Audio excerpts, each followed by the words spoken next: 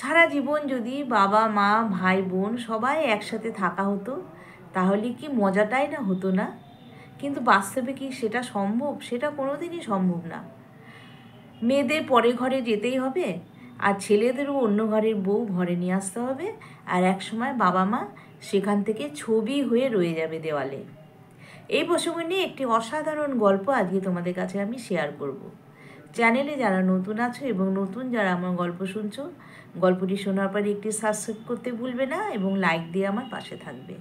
সবাই নিশ্চয়ই ভালো আছো, আমিও ভীষণ ভালো আছি। হঠাৎ করে অরূপের আজকে ছুটির দিন ছিল। অরূপ বলল যে আজকে আমি ঘরটার একটু ভালো করে গোছাই। বইয়ের একটা কেমন এলোমেলো হয়ে গেছে। তার বউকে বলছে যে তুমি সারাদিন কাজকর্ম রান্নাবান্না নিয়ে ব্যস্ত থাকো, তুমি ওই দিকটা দেখো আর আমি এই বইটইগুলো একটু গুছিয়ে রাখি। তো অরূপের বউ বলল ঠিকই, তাহলে তাই করো।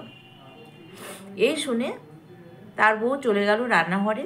সেদিন ছুটির দিন, নানান ধরনের পদ হচ্ছে, স্বাভাবিক রান্না করতে একটু দেরি হবে। আর অরূপ কী করছে, এদিকে তাদের বইপত্র যা আছে সব কিছু র্যাকের থেকে নামিয়ে ধুলো ঝেড়ে ঝেড়ে আস্তে আস্তে সব আবার সেই র্যাকে গুছিয়ে রাখছে। হঠাৎ করে তার চোখে পড়লো একটা ছোট্ট খাতা, সেই 30 বছর আগেকার একটা ছোট্ট পাতলা রুল টানা খাতা। সেই খাতায় সে উল্টাতে উল্টাতে দেখলো অনেক কিছু আঁকা। সেই খাতার মধ্যে কি আঁকা ছিল জানো? খাতার মধ্যে আঁকা ছিল ছোট্ট কুঁড়েঘর, পাশ দিয়ে একটি নদী বয়ে যাচ্ছে, ছোট ছোট গাছ, কুঁড়েঘরের ঠিক পেছন দিকে একটি ছোট্ট বড় ঝাঁকড়া গাছ, তারপরে কিছু বক জলে ভেসে বেড়াচ্ছে, কিছু পাখি বাড়ির ওপর দিয়ে যাচ্ছে, এরকম নানান ধরনের ছবি আঁকা। তারপরে নানান টাইপের হাতি, ঘোড়া, ছোট ছোট মাছ, যেটা হয়তো মুখটা ভালো হয়নি কি লেজটা ভালো হয়নি, কিন্তু তবুও সে এঁকেছে। এরকম একটি খাতা তার চোখে পড়ল। সে ঘর গুছানো রেখে সেই খাতাটা নিয়ে বসলো।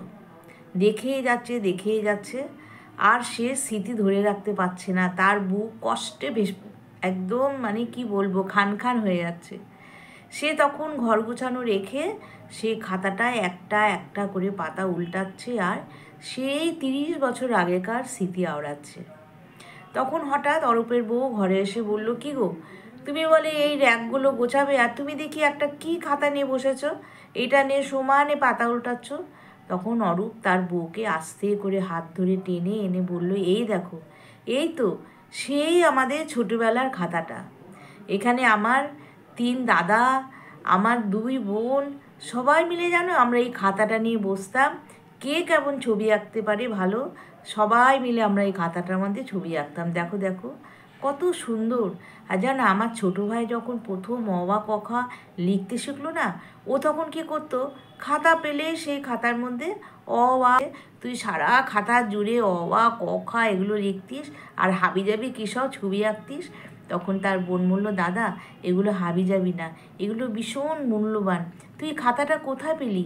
তখন বললে, দেখ আমার বইয়ের র্যাকটার কি অবস্থা, এলোমেলো অগোছালো, আর দেখ আজকে আমি এই খাতাটা পেয়েছি, খাতাটা পেয়ে সমস্ত কিছু দেখতে লাগছি। অরূপের বউ কিন্তু ভীষণ ভালো মেয়ে ছিল। সে তার ননদকে এবং বাড়ির লোকজন সবাইকে ভীষণ আদর যত্ন করে, যার ফলে তাদের সংসারটা ছিল ভীষণ সুখী।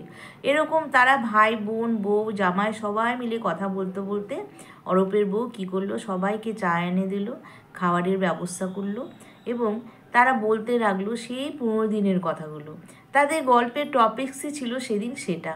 হঠাৎ করে তাদের চোখ পড়ল দেওয়ালে। দেওয়ালে দেখে তার বাবা মাকে সুন্দর ফুলের মালা দিয়ে সুন্দরভাবে সাজিয়ে দেওয়ালে লাগানো আছে। তখন অরূপ তার বাবা মার ছবির দিকে তাকিয়ে বলছে, মা তোমরা আজকে নেই, তোমরা কত কষ্ট করেছো আমাদের জন্য। আমাদের সেই মাটির উঠোন ছিল, ছাড়া ছাড়া ঘর ছিল, আর ছিল আমাদের টিউবওয়েল। এছাড়া আমরা তো কোনো দিন চোখেই দেখি না। আর এখন মা দেখো কত সুখ আমাদের, আমাদের পাম্প করতে হয় না, আমাদের সেই উঠোন ঝাড় দিতে হয় না। মনে আছে মা, তুমি সেই সকালবেলায় ঘুম থেকে উঠে সাদা সেই শাড়িটা তুমি খুব পরতে, একটু প্রিন্টেড ছিল সাদা শাড়ির মধ্যে, তুমি সাদা শাড়ি পরতে ভীষণ ভালোবাসতে। সেই শাড়ি পরে উঠোন ঝাড় দিয়ে তারপরে উঠোনে জল ছিটিয়ে আমাদের সবাইকে চা করে দিতে। আমরা ওই উঠোনে সবাই বসতাম শীতকালে, মনে আছে?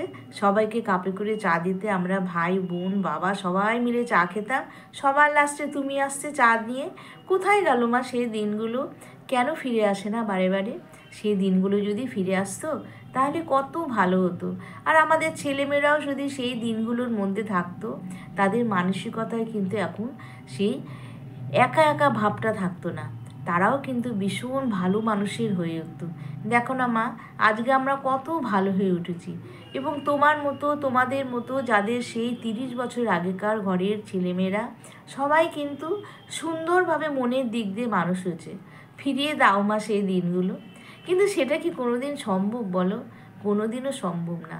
তাই আমরা মনে মনে যদি সেই দিনটাকে ফিরিয়ে আনতে পারি এবং সেইভাবে যদি চলতে পারি, তাহলে হয়তো প্রত্যেকটা ছেলে মেয়ে সবাই কিন্তু সেই ভালো মনের হতে পারে।